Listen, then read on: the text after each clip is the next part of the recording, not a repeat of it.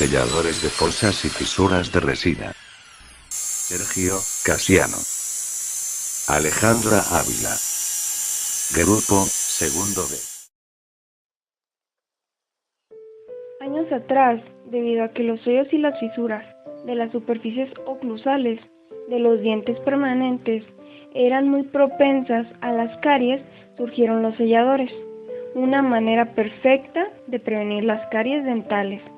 Se dice que los dientes eran tan susceptibles o son tan susceptibles por la forma física y el tamaño de cada uno de los hoyos y fisuras que presentan, que forman un refugio para los microorganismos. En 1965 se presentó una técnica llamada sellado oclusal, que consistía en la aplicación de una mezcla de metil 2-cinoacrilato mezclado con un metacrilato de metilo y un polvo inorgánico, que se aplicaba sobre los hoyos y las fisuras para la prevención de caries. Los selladores de fosas y fisura de resina son un compuesto de resinas adhesivas que sirven para rellenar los defectos de las piezas dentarias. Su objetivo principal es mantener los dientes sanos, sin empastes, feos y sin caries.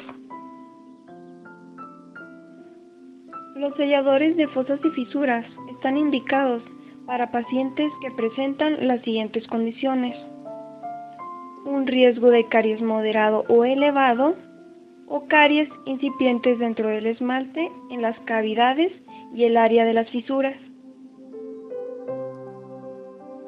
Las contraindicaciones de los selladores de fosas y fisuras son las siguientes: fosetas y fisuras bien cerradas, evidencias de caries interproximal en necesidad de restauración, presencia de muchas lesiones interproximales o restauraciones y ningún tratamiento preventivo para inhibir las caries interproximales. Existen maneras diferentes de clasificar los selladores. 1. Según su composición, resinosos o ionoméricos. 2. Según el tipo de polimerización, autocurables o fotocurables. 3. Según tengan o no fluoruro, contienen flúor o no contienen flúor. 4. Según el tipo de color, pueden ser transparentes, blancos o cambian de color. 5. Según la presencia de carga, con carga o sin carga. Su composición química es una mezcla de 3 partes de bis-GMA viscoso con una parte de un diluyente como metacrilato de metilo para obtener un sellador de viscosidad razonablemente baja. Para activar los selladores fotopolimerizables con la luz se incluye una dicetona y una amina alifática.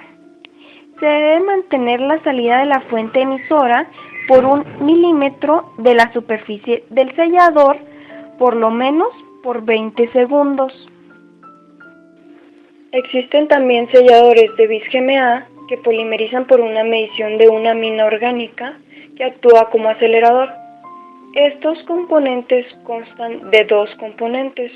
Uno de ellos contiene bis-GMA y peróxido benzoico, que actúa como iniciador, y el segundo componente contiene bis-GMA con un 5% de amina orgánica, que es el acelerador. La polimerización se produce por una reacción de adicción en la respuesta a la formación de radiales. Esta es una reacción exotérmica que libera calor. La velocidad de la reacción depende de la temperatura, es decir, el material endurece con mayor rapidez en la boca que sobre la superficie utilizada para la mezcla. Durante la polimerización se observa una capa superficial inhibida por el aire que varía de profundidad según el producto comercial. Se debe aplicar suficiente cantidad de material para recubrir completamente todos los hoyos y las fisuras con una capa de espesor suficiente para garantizar la polimerización completa después de retirar la capa superficial pegajosa. La contaminación con la humedad durante la inserción de la aplicación inmediata de las fuerzas de masticación puede impedir que el polímero fragúe correctamente, es decir, es indispensable colocar un aislamiento total para evitar un error en el fraguado correcto del polímero. Propiedades físicas. Dentro de las propiedades físicas tendremos resistencia a la compresión, resistencia a la tracción, módulo de elasticidad, dureza de knob y porción acuosa a los 7 días. A continuación se mostrará una tabla mostrando los valores de cada uno. Se le agregó un relleno para mejorar el módulo elástico, ya que le daba mayor rigidez. El material de relleno es menos propenso a las deflexiones bajo el efecto de las tensiones oclusales. También se le añade el relleno para mejorar la resistencia al desgaste. Un sellador de resina se adapta mejor a una superficie del esmalte si posee un coeficiente de penetración elevado. El sellador de resina penetra mejor cuando posee una gran tensión superficial, una viscosidad muy baja, de modo que pueda fluir con facilidad por la superficie del esmalte. Se establece una correlación entre la longevidad funcional del sellado y las tensiones inducidas por la contracción inicial del polímero. Por lo consiguiente tendremos fluctuaciones térmicas, la deflexión bajo el efecto de cargas oclusales, la absorción acuosa y la abrasión, y nos dará como resultado un fracaso total de dicha unión. Manipulación. Es importante que los selladores penetren hasta el fondo del hoyo.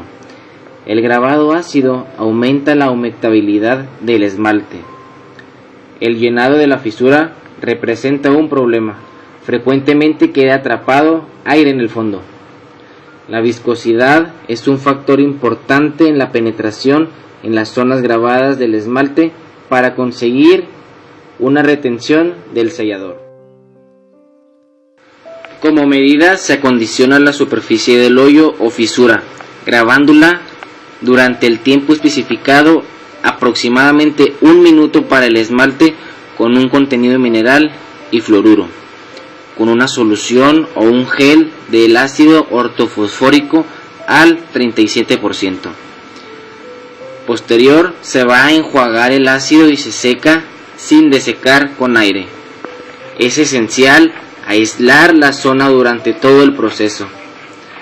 A simple vista, el esmalte grabado presentará un aspecto blanco y opaco con una textura rugosa durante el minuto del grabado. Protocolo. Aislamiento necesitándose un dique de hule. Lavar la cavidad, secar sin desecar, grabar la superficie del esmalte, enjuagar, secar sin desecar, aplicación del sellador y polimerizar el sellador con una lámpara de fotocurado. Variables en su presentación. Dentro de las más utilizadas tenemos al 3M Filtec Flow, que es un restaurador líquido, 3M ESPE Cleanpro Sealant y 3M MR Concise, que al fin y al cabo todos se usarán para un mismo objetivo en común. Ventajas y desventajas de los selladores de resina. En ventajas encontraremos la disminución de la sensibilidad postoperatoria, tendrá una mayor resistencia al desgaste, habrá un mejor contacto interproximal, se podrá pulir mejor y así se eliminarán casi la mayoría de las burbujas. Tendrá una menor microfiltración y sus propiedades están mejoradas.